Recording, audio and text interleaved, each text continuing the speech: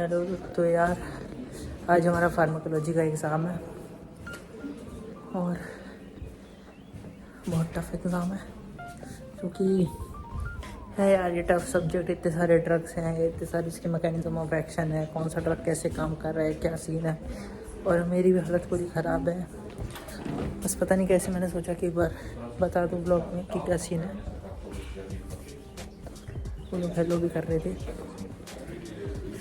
तो देखते हैं आइए एग्ज़ाम हॉल में जाते हैं, फिर देखते हैं क्या सीन बैठता है उधर।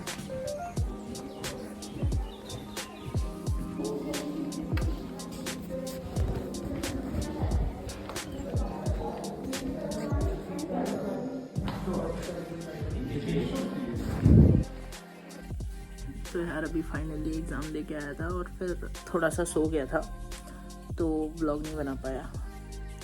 बाकी भाई मेरे को साइन तो मिल गया है। अभी पीछे जितनी भी मेहनत करी है वो सब हटाने का टाइम भी आ गया।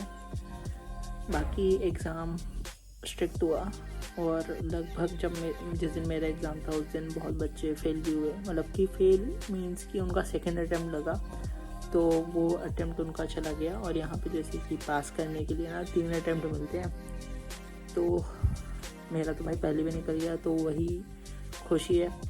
और खुशी मतलब कि ऐसा है कि सेकंड लग जाता है ना, तो वही चीज़ वापस पढ़ो तो उसमें बहुत गंदा फील होता है। वही चीज़ क्यों क्या पढ़ें ये वो।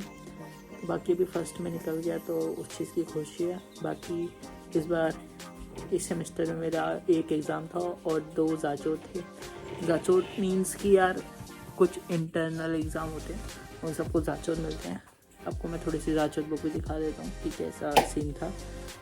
तो वो सब भी साइन होना ज़रूरी है। इसमें को क्वेश्चन आए थे कि टैकेरिथमिया के बारे में बताओ, ठीक है। तो उसकी क्लासिफिकेशन थी, उसका मैकेनिज्म ऑफ एक्शन था और इंडिकेशन और साइड इफ़ेक्ट्स उन दवाइयों के, तो वो मैंने बोला। फिर मेरे को दूसरा क्वेश्चन थायराइड ग्लैंड के हार्मोन्स थे और फिर उसको कंट्रोल करने के लिए कौन से ड्रग यूज़ होते हैं वो था। और तीसरा क्वेश्चन था विटामिन डी और कौन कौन से ड्रग होते हैं, उनका क्या क्या काम होता है, सिग्निफिकेंस क्या होता है, वो कैसे बनते हैं, वो सब था। फिर इन 3 क्वेश्चन के बाद मेरे को 2 रेसिपी आई थी। ये सेकंड पार्ट था उसी पेपर का। 2 रेसिपी, पहली रेसिपी आई कार्डियक ग्लाइकोसाइड इंटॉक्सिकेशन ये था, और दूसरा था पापावेरिन के बारे में, मतलब कि उस ड्रग के बारे में रेसिपी लिखो। रेसिपी जैसे कि मान लो पापावेरिन वो कहाँ यूज़ होता है, तो वो था स्माजुलेटेक, ऐसे करके लिखा। फिर अब उसके ऊपर पूरी रेसिपी और डोज लिख के, जैसे कि आपको डॉक्टर लिखता है ना पेपर में, तो वो चीज़ करके एकदम पेपर में लिख के दिखानी थी कि ऐसा ऐसा था। तो उसके बेसिस पे मेरे को मार्क्स मिलने थे। तो वो ये 2 पार्ट से पेपर में, अब आप दोनों क्लियर कर लो तो आप पास हो जाते हो लगभग। तो मेरे से मतलब कि मेरा हो गया था, इजी था मेरे को, मेरा वेरिएंट इजी लगा तो निकल गया। और एग्ज़ाम भी ऐसा था कि इसमें जो आपको रेसिपी है वो आपको 10 से 15 मिनट मेरे को मिला था लिखने के लिए। बाकी ओरल मैंने नहीं लिख पाया था क्योंकि टाइम की कमी थी, और लगभग वो भी लिखने को नहीं, अगर आप नहीं भी लिखो तो भी चलता है, अगर आप सुना दो वो चीज़, क्योंकि वो जो चीज़ याद है वो तो सुनाई दो। तो मैंने पहले रेसिपी लिख ली, उसके बाद जो था वो सुना दिया और एग्ज़ाम ख़त्म। तो ऐसा ऐसा एग्ज़ाम का सीन। आप पहले जाचोट बुक देखो। जैसे कि यार ये फार्माकोलॉजी लिखा हुआ है इन्होंने रशियन में, और मेरा ये रेडियोलॉजी का भी जाचोट था, इस पर भी साइन मिल गया। और दूसरा रशियन का था क्लिनिचिस्काया टर्मिनोलॉजी ऐसे करके लिखा हुआ है, तो वो भी साइन मिल गया टीचर का। तो ये सीन था।